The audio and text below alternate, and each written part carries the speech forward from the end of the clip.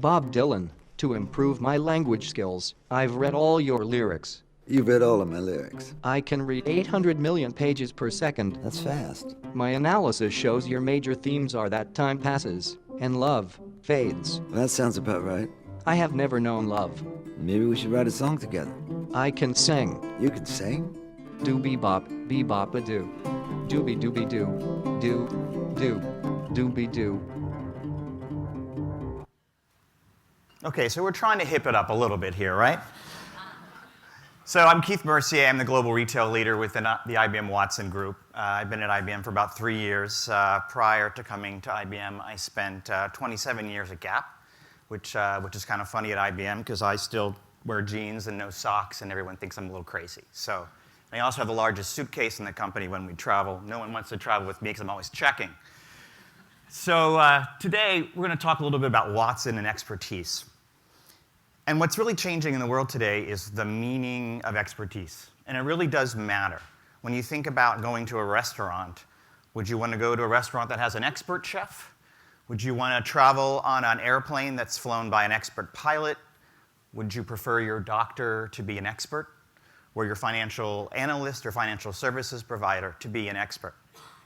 And there are some challenges that are happening in expertise today. The first is, in the field of medicine, it takes about 30 years for a physician to be considered an expert in his or her field. The problem is, that's just about the time that he or she is considering retiring from medicine. So the challenge we have is by the time we become an expert in our field, we're ready to leave our field and take our expertise with us.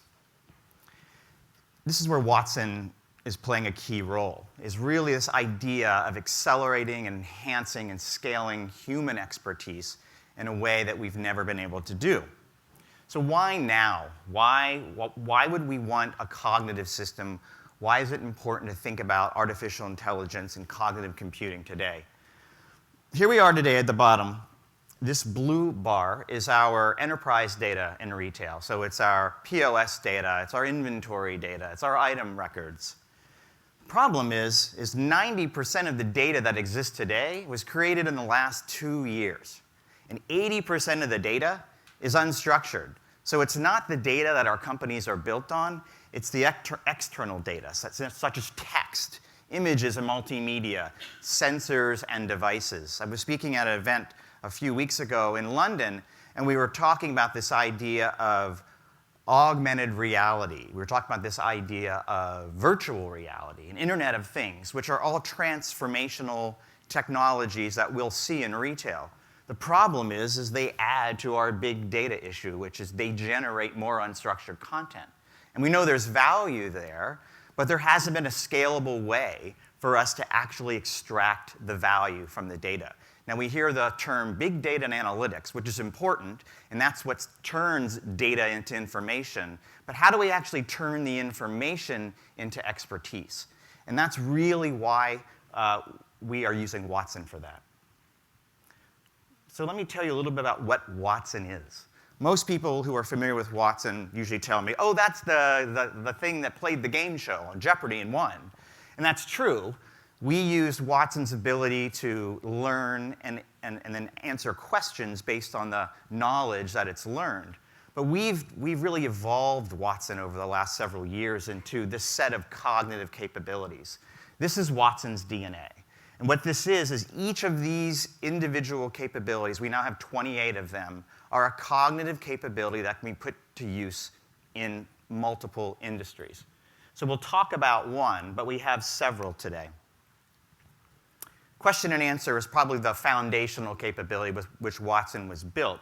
And this really sets a cognitive system apart from a programmable one. So we are in the programmable systems era today, which means the computers and systems that we use, we program them to do what we want them to do, and they do it. Watson is very different. Watson's a cognitive system where it learns. It reads and understands unstructured data, and then you can ask questions against it. So, for example, understanding natural language. I urge you later today to ask the voice-activated system on your cell phone to show you pizza, and the system should show you 4 or 5 pizza restaurants that are in your area. Then ask it, don't show me pizza. And it should show you the same 4 or 5 pizza restaurants in your area. So it's not understanding the intent, it's listening for keywords. A cognitive system actually understands the intent of your question and then can answer it based on the data it's been trained. So if I ask you, where is Paris Hilton? And the system's been trained on celebutantes, it could probably tell you what hot nightclub she was recently featured at. If it's been trained on geography, it might tell you it's a hotel in either Paris, Texas, or potentially Paris, France. So the body of knowledge that Watson is trained, it's able to read and understand and answer questions related. As it does this, though, it runs through a hypothesis generation. And we as humans actually do this. We may not realize it. Depending on the high stakes of a question that someone asks you, if it's your boss versus your spouse, if it's your boss and the answer is very important to your career at that moment, you might actually generate hundreds of hypotheses in your mind before you answer the question. And eventually you might land on one and say, this is what I think is the answer. Your boss might say, well, how confident are you in that answer? You might say, oh, I'm 80% confident. Watson works the same way. In this example of question and answer, Watson will provide 3 answers and give a confidence level of each of those answers. And if you want to dig into where the confidence came from, it will actually show you the exact references where it found that drove its confidence level and its answer. So it's a very transparent system. It's very open that way. And then eventually, over time, and this is what really sets a cognitive system apart from a programmable one, is its ability to learn. So programmable systems don't learn unless you reprogram them. They do whatever you want it to do. Watson learns. So in my Paris example, if Watson thought Paris Hilton in Paris, France was the answer you were looking for, but you were really looking for Paris, Texas, you could actually signal and put an input back into Watson that the second answer was the one that I would have chosen. The next time that question is asked, Watson will then rank that as a higher possible answer. So this idea of over time, as you engage with Watson, Watson gets better as Watson engages with you. Just like when we hire a new employee. On day 1, the value is very low. On day 100, hopefully the value is better. On day 1,000, it better be really good, right? And a cognitive system is like that. When we launched Watson at IBM, we did something that I like to say is very un-IBM-like. Watson was pretty much our crown jewels, and we opened up the technology to third parties and said, you come develop technology using Watson. So we've exposed the 28 cognitive capabilities that I just showed you to anyone. And we now have 350 companies that have built solutions cross-industry that are now powered by Watson's cognitive capability. It's not 100% Watson, but it's a portion. It makes their systems better. It makes their systems smarter. It actually allows their systems to learn. You may have read recently that we purchased weather.com. So we're actually now starting to bring in content. So think about something as simple as weather and the impact of weather. I always remember my Monday morning business meetings. We had this one regional manager who always, no matter how good the business was, no matter how bad the business was, the answer was the weather.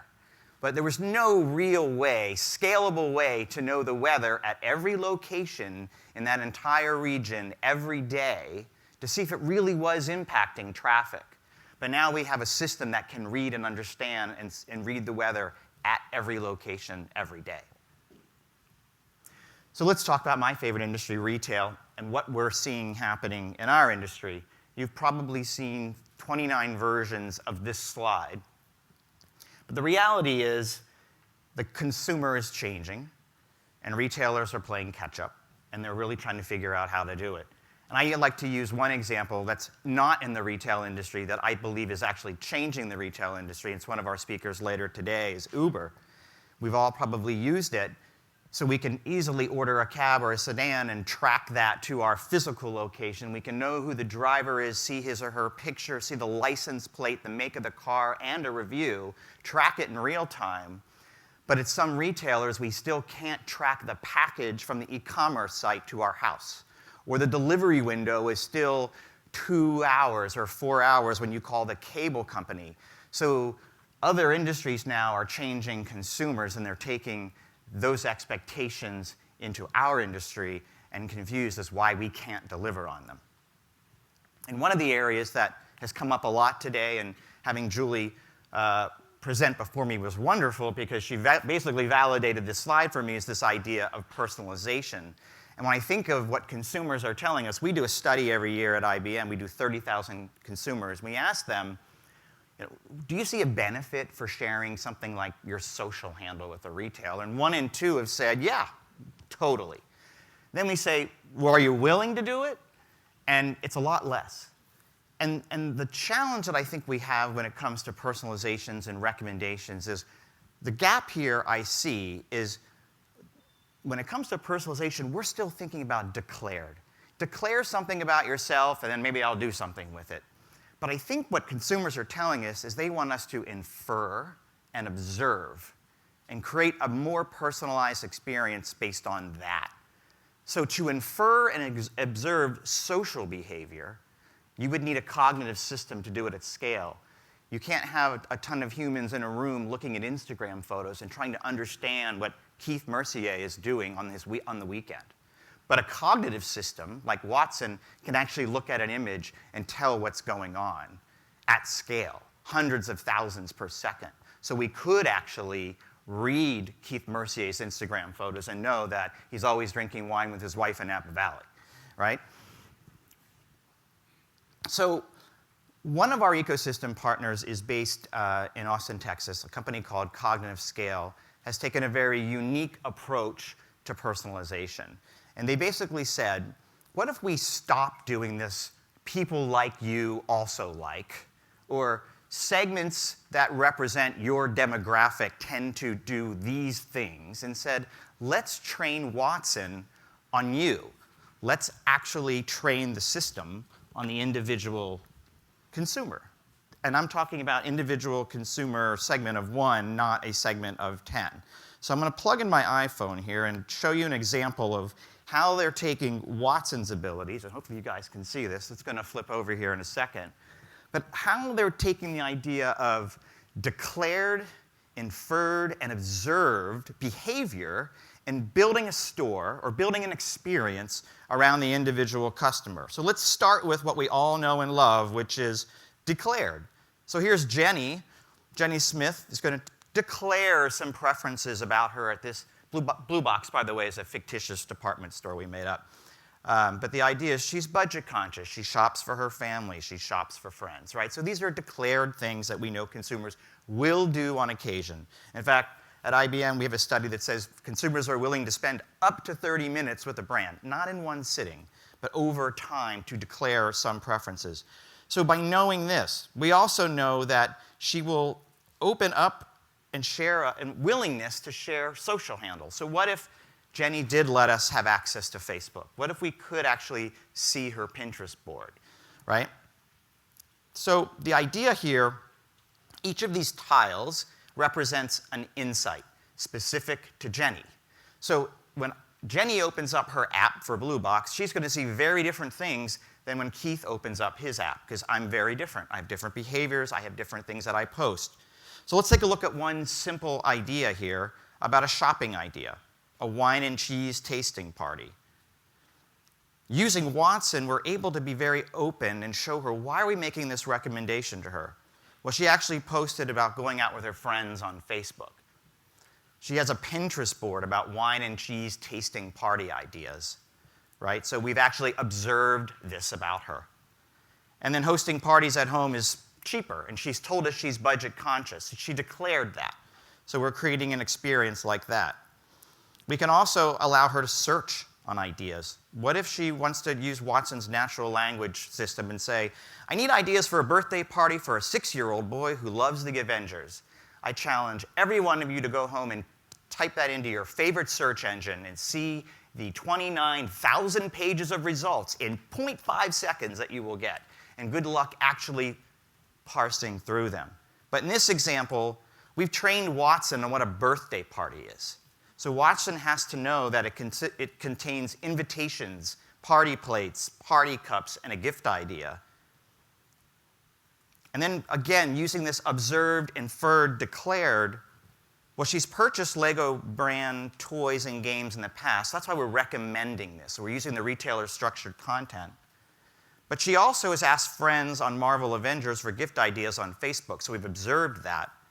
And then we're inferring that the son or the daughter or whoever he's buying, we know it's a son, is 6 to 12 because there are other things and other behaviors we've seen her do around this that allow us to believe that this person might be 6 to 12.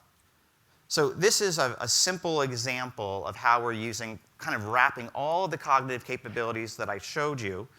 Thank you for tweeting, whoever did that. And wrapping them into a new personalized experience that truly is at a segment of one. So thank you very much. Pleasure to be here today, and I look forward to speaking with you at the break.